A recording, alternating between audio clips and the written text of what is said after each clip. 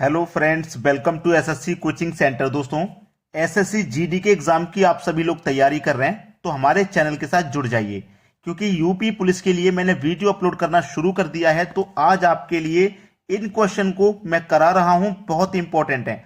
पूरा वीडियो देखिएगा। चलिए स्टार्ट करते हैं। पहला सवाल है, ए और बी की वर्तमान आयु का योग 22 वर्ष है। यदि ए बी से 4 वर्ष बड़ा है तो ए की वर्तमान आयु ज्ञात करो। बहुत अच्छा सवाल है। दो व्यक्ति हैं आपके पास, ए और बी। यही तो दो व्यक्ति हैं और दोनों की आयु का योग 22 वर्ष है। अगर हम दोनों का योग करेंगे तो योग हमें दे रखा है 22 वर्ष, ठीक है, जिसमें हमें यह कहा गया है कि जो ए है वो बी से 4 वर्ष बड़ा है। ठीक है, ए जो है हमारा वो बी से 4 वर्ष बड़ा है। अब जैसे कि मान लीजिए ए हमारा कितना बड़ा है, 4 वर्ष बड़ा है, यानी कि जो आयु बी की रहेगी उससे 4 वर्ष ए हमारा बड़ा होगा। अब देखो 4 वर्ष बड़ा है ए। अब देखिए 22 में से 4 को आप क्या करो, माइनस कर दो, बचेगा कितना, 18। 18 बचाना, 18 को आप क्या करोगे, 2 से डिवाइड कर दोगे तो 9 और 9 दो हिस्से में 9 9 आ जाएगा, यानी कि ए की आयु हो जाएगी 9 वर्ष और बी की आयु हो जाएगी 9 वर्ष, यानी कि दोनों की आयु अगर हम जोड़ेंगे तो 18 वर्ष हो जाएगी। ठीक है, हमसे यह भी तो कहा गया है कि जो हमारा ए है वो बी से 4 वर्ष बड़ा है, तो हमारे ए जो है वो बी से 4 वर्ष बड़ा है।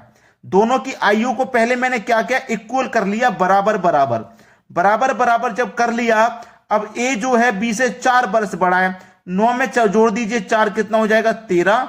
ठीक है, और इसकी आयु बी की कितनी है, 9। अब 13 और 9 मिलकर के कितना होता है भाई, 22 ही तो होता है। तो हमारे आयु का योग 22 ही तो था। तो ए की वर्तमान आयु ज्ञात करो। ए की वर्तमान आयु कितनी हो जाएगी, 13 वर्ष हो जाएगी, यानी कि सी ऑप्शन प्रश्न का बिल्कुल सही जवाब है। आप प्रश्न को पकड़िए उस तरीके से कि कोई गलती ना हो, एक बार में आंसर आ जाए। अब देखते हैं अगला सवाल।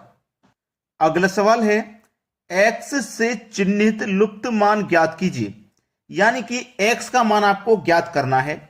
एनटीपीसी 2016 में आया हुआ सवाल, यानी कि सभी प्रश्न जो मैं करा रहा हूं परीक्षाओं में पूछे गए हैं। अब ये जो समीकरण है इसमें आपको x का मान बताना है। देखिए हमारे पास x है, प्रतिशत का मतलब होता है बटे में 100, ऑफ का मतलब क्या होता है, का यानी कि मल्टीप्लाई, और ये 40 है बराबर 1.20। अब हम क्या करेंगे, इस दशमलव को हटाएंगे तो दशमलव के स्थान पे 1 आ जाएगा, और दशमलव के बाद 2 संख्या है तो 2 जीरो। अगर 3 संख्या होती तो 3 जीरो, 1 संख्या होती तो 1 जीरो। क्लियर है ना। अब ये दशमलव हट गया तो ये क्या हो गया, पूरा 120 हो गया। अब देखिए यहां पे क्या होगा, ये 100 से 100 कट जाएगा, बराबर में आमने सामने कट जाता है, नीचे नीचे कट जाता है, ऊपर ऊपर। ठीक है, अब ऊपर क्या बचा, x गुने ये 40 बराबर 120। अब 40 से 120 3 बार में कट जाएगा, इधर बचा x बराबर इधर कितना, 3, यानी कि x का मान पूछ रहा था और x का मान कितना निकल के आया है, 3, यानी कि पहला ऑप्शन बिल्कुल सही जवाब। एसएससी जीडी की आप तैयारी कर रहे हैं तो तुरंत चैनल को सब्सक्राइब कर लें, आपका एग्जाम टॉप क्लास का होगा। ठीक है, तैयारी लगातार करते रहिए। अब देखते हैं अगला सवाल। अगला सवाल है, एक टीम 45 खेल जीतती है, जो खेले गए खेलों का 60% था, टीम ने कितने खेल खेले। देखिएगा, जीते हुए खेलों का 60% था, खेले गए खेलों का 60% था, और एक टीम ने 45 खेल जीते हैं। ठीक है, चलिए आप इस तरीके से कर लिए कि टीम जितने भी खेल खेली होगी वो अपने आप में 100% होंगे। ठीक है, अपने आप में 100% होंगे, चाहे वो कितने भी खेल क्यों ना खेली हो। प्रश्न में कहा है कि 45 खेल जीतती है, जो खेले गए खेलों का 60% था, 60% था, यानी कि उसने 60% जीते हैं, और संख्या में कितने जीते हैं, 45। 100 में से 60% जीते हैं और 40% हारे हैं, और 60% जीते हैं।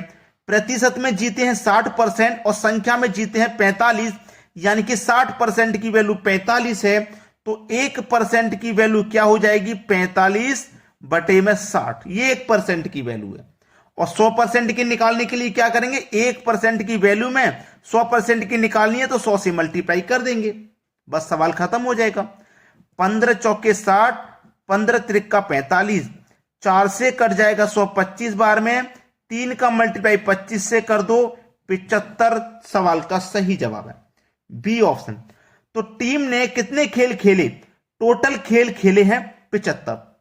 अगर वो ये पूछ ले क्वेश्चन में कि उसने हारे कितने हैं, जब उसने 45 खेल जीते हैं तो हारे कितने हैं, यानी कि टोटल तो 75 खेले हैं, जिसमें से भाई उसने जीते कितने हैं 45। जीते हुए की संख्या निकाल दो, 7 में से 4 जाएगा 3। जीते हुए के यानी कि हारे कितने हैं, 30 मैच उसने हारे हैं, हारे हुए की संख्या भी आप निकाल के बता दोगे। अब देखते हैं अगला क्वेश्चन। अगला सवाल है, अनिल के वेतन में 40% की कमी की गई और उसके बाद उसमें 40% की वृद्धि की गई, उसके वेतन में अंतिम हानि प्रतिशत ज्ञात कीजिए। देखिए मान लीजिए स्टार्टिंग में वो जो भी कमा रहा है वो अपने आप में 100% है। अब 100% में क्या कर रहे हैं, 40% की कमी, 100 में से 40% की कमी कर रहे हैं, तो 100 में से सीधे 100 का 40% 40 हो जाएगा, तो बचेगा कितना 60%। ठीक है, अब फिर वो ला उसमें क्या किया गया, 40% की वृद्धि, यानी कि ये बचा था, इसमें 40% की वृद्धि की गई है, इस 60 में वृद्धि की गई है 40% की, किसमें 60 में, तो 60 का 40% निकाल लो। ठीक है, कटा लो इसी को, 2 जीरो से 2 जीरो कट गए, 6 चौक के 24, यानी कि 24 की वृद्धि हुई है। 40% का मतलब क्या है, देखो 40% की परसेंट में 40 की है और संख्या में कितनी 24 की, यानी कि 60 में 24 की वृद्धि हुई है, तो 60 में 24 की वृद्धि हुई है, तो 60 में 24 जोड़ दो, कितना हो जाएगा 84। भाई 100 का 40% 40 ही होता है, तो 40 की सीधा कमी होगी, 60 बचेगा। अब 60 में 40% की वृद्धि होगी, तो 60 का 40% हमने निकाला, यानी कि 24 की वृद्धि होगी, तो 60 में 24 जोड़ देंगे, 84 हो जाएगा। तो देखो शुरुआत में कीमत कितनी थी, 100 थी, अब कितनी रह गई है 84, यानी कि अभी भी हानि हो रही है कितनी की, 16% की, अभी भी 16% की हानि है, यानी कि पहला ही ऑप्शन प्रश्न का बिल्कुल सही आंसर है। अब देखते हैं अगला सवाल। अगला सवाल है, एक आयत की लंबाई और चौड़ाई में 15% की वृद्धि तथा 10% की कमी का बदलाव किया जाए तो आयत के क्षेत्रफल में कितने प्रतिशत का बदलाव होगा। बहुत अच्छा सवाल है।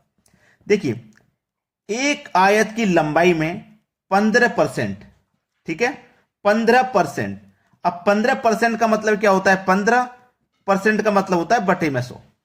ठीक है, इतना सभी को क्लियर है। 5 से काटूंगा 3 बार में, 5 से काटूंगा 20 बार में, यानी कि 3 के बटे में 20 हो गया। क्लियर है ना, यानी कि उसकी लंबाई कितनी हो जाएगी 20, और 20 में जोड़ देंगे 3 तो कितनी हो जाएगी 23। क्लियर है, इतना समझ में आ गया ना, किसी को कोई दिक्कत नहीं। अब देखिएगा 10% की कमी का बदलाव किया जाए तो आयत के क्षेत्रफल में कितने प्रतिशत का बदलाव होगा, कितने प्रतिशत का बदलाव होगा, उसने ये पूछा है। ठीक है, अच्छा सवाल है। एक आयत की लंबाई और चौड़ाई में 15% की वृद्धि, तो हमने क्या किया, पहले 15% को सॉल्व किया, फ्रैक्शन वैल्यू में हमने इसको ले लिया, 20 ले लिया, 20 में 10 3 जोड़ा तो 23 हो गया। 10% की कमी का बदलाव किया जाए तो 20 में कितना 10, इसमें से क्या करोगे 1 घटा के लिखोगे 9 हो जाएगा। सवाल खत्म होने की कगार पे। 20 का मल्टीप्लाई 10 से करो 200 और 23 का मल्टीप्लाई 9 से करो 207।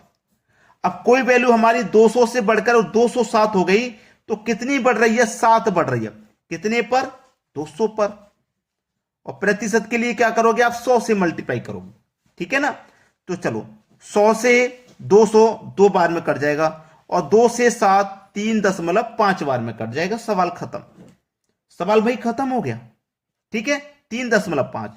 अभी बहुत सारे बच्चों को पता है कहां पे कंफ्यूजन है, यहां पे कि ये 10 कैसे आ गया भाई, यहां 9 कैसे आ गया। देखो मैंने इसको 15% को फ्रैक्शन में सॉल्व कर लिया था, 3 के बटे में 20, ये 20 हो गया, ये 20 में 3 जोड़ा तो 23 हो गया। यहां वृद्धि थी ना, तो वृद्धि में क्या करते हैं, जोड़ के लिखते हैं प्लस करके वृद्धि में। अब ये 10% दूसरी वैल्यू थी मेरी, इसकी फ्रैक्शन वैल्यू 10% का मतलब बटे में 100, 10 से कम 10, ये 10 बार में कट गया। अब देखो ये 10 आ गया यहां पे। अब ये कमी हो रहा है, जब वृद्धि हो रही थी तो जोड़ के लिखा था, और जब कमी हो रही है तो क्या करेंगे, घटा के लिखेंगे। तो 10 में से 1 घटा के लिखेंगे 9 आ जाएगा, मुझे पता था तो मैंने डायरेक्ट ही कर दिया था, लेकिन मुझे पता था यहां बच्चों को प्रॉब्लम होगा, इसलिए मैंने अब आपको पूरा बता दिया जिससे कोई प्रॉब्लम आपको नहीं आनी चाहिए। 3.5 आपका सही जवाब है। तो अभी तक आपने लाइक नहीं किया क्या? लाइक कर दो भाई, और उन बच्चों तक शेयर कर दो जिनका सुबह एग्जाम होने वाला है। ठीक है, धन्यवाद।